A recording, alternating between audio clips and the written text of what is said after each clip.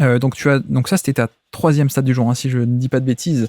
Donc on peut enchaîner avec la mienne, vers laquelle je vais partir. Je crois qu'on est un peu obligé d'ouvrir le dossier.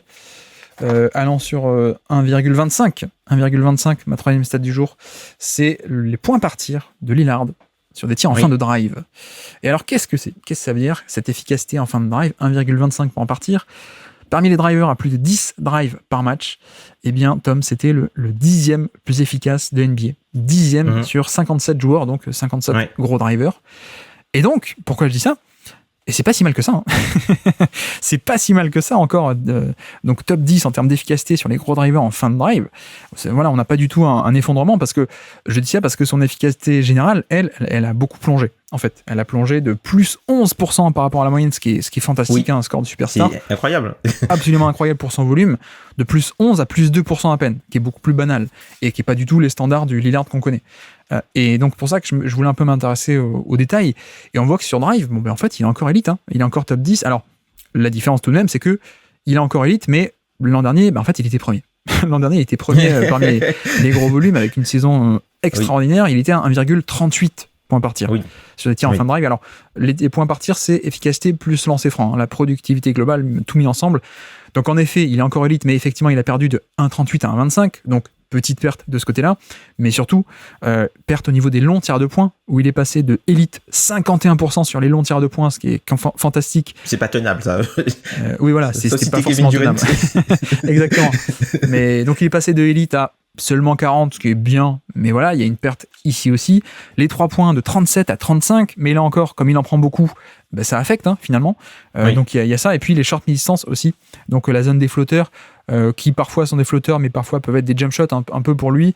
Il est passé de 47 à 37. Donc là encore, une énorme perte d'efficacité, ce qui fait que, en effet, on a cette perte globale. Et je voulais un peu parler de ça et notamment mettre en lumière un peu le drive, parce que je suis pas sûr qu'on soit encore au point de parler de déclin ou même de se poser la question, parce qu'il y a eu déjà un échange. Donc changement de contexte avec, on a vu que il a divorcé aussi cette année en plus de l'échange. Ça devait pas être facile, il en a parlé, etc. Donc je peux comprendre qu'il y a un peu un hors-terrain qui soit venu altérer tout ça, on va dire. Plus le fait que il a que 33 ans, plus le fait que tu vois, le déclin au niveau des drives, il est pas si génial que ça, quoi. C'est pas énorme, il est encore top 10 NBA, comme dit, devant plein de joueurs, on va pas dire les noms pour les familles, mais devant plein d'autres stars. Voilà, et comme le drive est un peu le facteur premier où on voit le déclin physique notamment, on le verrait ici. Le shoot, il se maintient, mais on le verrait ici, le déclin. Et donc là, on le voit pas trop. Donc je pense qu'on n'est pas forcément, même pas du tout sur un déclin. Je voulais surtout dire ça pour dire que c'est une mauvaise année, certes, et ça on doit le dire dans le bilan 2024, mais je serais étonné qu'on ne retrouve pas les standards d'efficacité de plus 5, plus 7, plus 10%, comme on l'a connu depuis son prime, en fait. Après, c'est vrai que moi, je suis assez d'accord avec toi, mais je trouve qu'il y a quand même une petite alerte, tu vois, quand tu vois notamment par rapport au pourcentage de tirs qui sont pris au cercle. C'est la première fois qu'il est en dessous des 30% en carrière. Donc là, il a 27% de tirs qui sont pris au cercle. Et cette année, tu vois, visuellement, je trouve que il a beaucoup cherché la faute. Alors peut-être que c'est, je sais pas, je me dis peut-être que c'est un manque de confiance et qu'il se disait qu'il allait pas forcément finir, donc il allait beaucoup chercher la faute. Et quand tu vois, on prend le détail par rapport au True Shooting Plus, on voit qu'il a par exemple 93 de FG+. Donc en gros, c'est vraiment les lancers francs qui le font remonter, qui le font remonter au-dessus de la moyenne. Donc c'est vrai qu'il y a encore il y a ce petit déclin par rapport à l'an dernier sur les drives, même s'il reste élite. Mais je trouve qu'il y a quand même une petite alerte. Et après, je pense que c'est aussi une alerte qui est due d'un point de vue système, puisque tu vois, cette année, Lillard, j'ai trouvé qu'il a eu moins de pick and roll très haut, ou vraiment high pick and roll. Et pour moi, ça lui a empêché deux choses. La première chose, c'est déjà pour les pull-ups, d'avoir un petit peu plus de pull-up, et on a vu qu'il a été obligé de prendre un petit peu plus de tirs à mi-distance, puisque les pick and roll, dans la plupart des cas, étaient un petit peu plus près, en fait, de la ligne à 3 points. Donc, une fois que tu passes, t'es déjà dedans, et après, t'as peut-être moins de vitesse pour arriver au cercle. Et ça aussi, la deuxième chose, c'est que le fait de prendre des pick and roll moins haut, t'as aussi moins de vitesse pour plonger et arriver au niveau du cercle. Donc, tu dois soit t'adapter et prendre un flotteur, ou devoir chercher la faute, mais prendre des tirs qui sont un petit peu plus compliqués, quoi. Donc, je pense que c'est les deux facteurs aussi qui peuvent contribuer au fait qu'il ait pris moins de tirs au cercle cette saison. Effectivement, c'était un peu ma seule nuance. c'est que, tu vois, on a parlé un peu dans un épisode récent de Curry, Stephen Curry. Oui, où, oui. Bah, lui, il est plus vieux, donc quand on note un déclin du drive pour un mec aussi vieux que Curry, moi, je me dis, peut-être qu'il y a un truc, on se pose la question, mais la différence, c'est que Curry ne s'est jamais reposé non plus. Peut-être pour ça qu'il a duré plus longtemps, il est beaucoup plus vieux. Hein. Enfin, il est plus vieux, en tout cas. Il est plus grand aussi. Et il est plus grand, et justement, il s'est jamais appuyé sur l'explosivité. Donc, c'est peut-être ma seule interrogation, mais là encore, hein, de suite, je dis que moi, je m'attends à ce qu'il retrouve un niveau normal sur les 2-3 prochaines années. Mais il y a un peu ce côté où, il a 33 ans, et c'est vrai que lui, Lillard, s'appuie beaucoup sur le premier pas. Il a toujours eu un premier pas très rapide et très explosif. Donc, c'est ça. À quel point, tu vois, le Curry, c'est clairement de la puissance par rapport à son gabarit. Il a énormément pris en puissance depuis 10 ans, en fait. Hein. Et puis, du contrôle, du dribble, etc. Donc, finalement, oui, il est moins rapide qu'avant, mais en fait, il va toujours au panier. Et puis, le toucher de balle, etc. C'est vrai que Lillard s'appuyait beaucoup sur ce côté premier pas, explosivité depuis toujours. Peut-être que ça pourra affecter plus rapidement qu'un autre. Mais encore une fois, je répète que je m'inquiète pas trop. Et comme dit, il a quoi ? Il a 35% à 3 points. C'est un peu ça l'anomalie, hein, pour le coup. C'est un peu ça. On sait que lui, c'est un shooter qui est vraiment d'élite, quoi. Alors, il a gagné le concours à 3 points en plus, hein, cette saison. Il a gagné le concours à 3 points cette saison en plus. Là, t'aurais pu me faire un quiz, je crois que j'aurais été incapable de le dire. Du SG, ouais. Alors là, je suis à la masse sur All-Star Game, tu sais, Tom.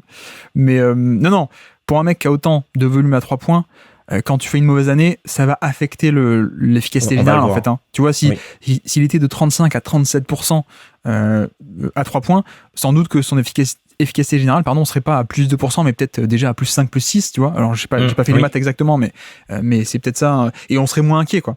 Mais voilà, je pense qu'il y a un mix de tout.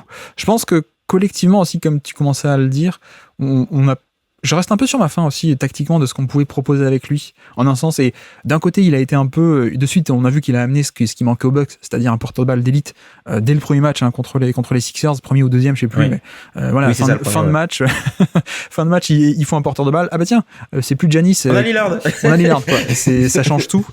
Et non, mais il y a ça, il y a aussi ce qu'on n'a pas trop vu, c'est le pick and roll avec Giannis, le pick and roll Lillard-Giannis. Je sais pas toi ce que tu en penses, mais c'est vrai que tactiquement, je pense qu'on aurait pu encore faire plus par rapport à cette optimisation qui était peut-être à son paroxysme aux Blazers, parce qu'il y avait que lui, donc on l'a mis dans du bon spacing, et puis il avait tous les ballons, et puis on faisait tout pour lui. C'est vrai qu'on peut aussi attendre d'une part un retour en forme l'an prochain, retour en forme physique, dans sa vie, peut-être un peu mieux, etc. Et puis de l'autre côté, peut-être que tactiquement, on peut aussi l'aider un peu plus. C'est ça. C'est vrai que tu vois, d'un point de vue théorique, tu te dis Lillard Giannis sur le pick and roll, oui.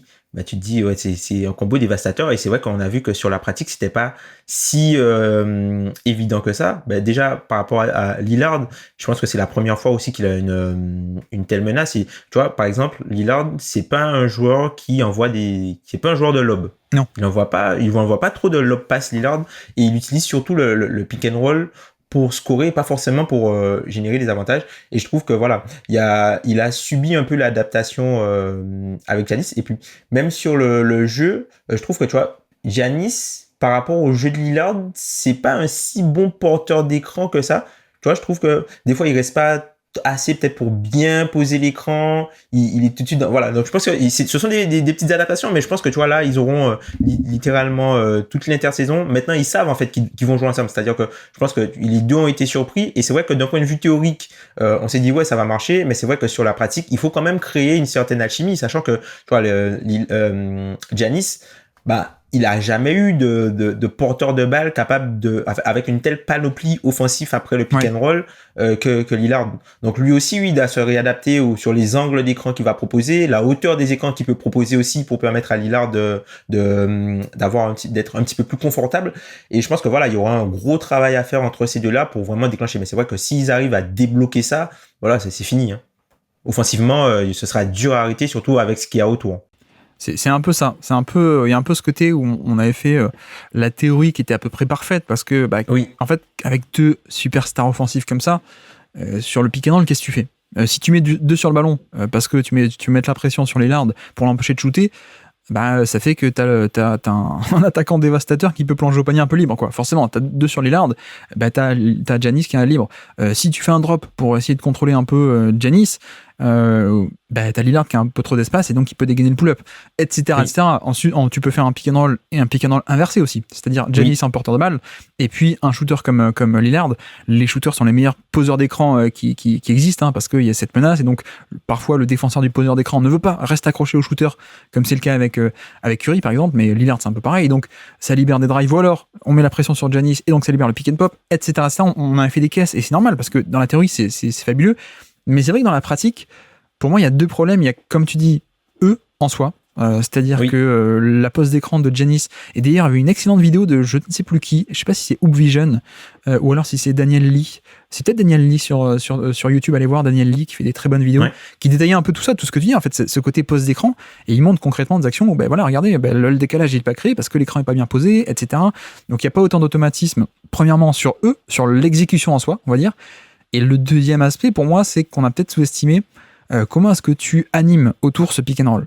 Et c'est vrai que les Bucks, tu vois, on parlait de dynamisme et de mouvement défensif, mais c'est vrai qu'offensivement non plus, c'était pas la folie.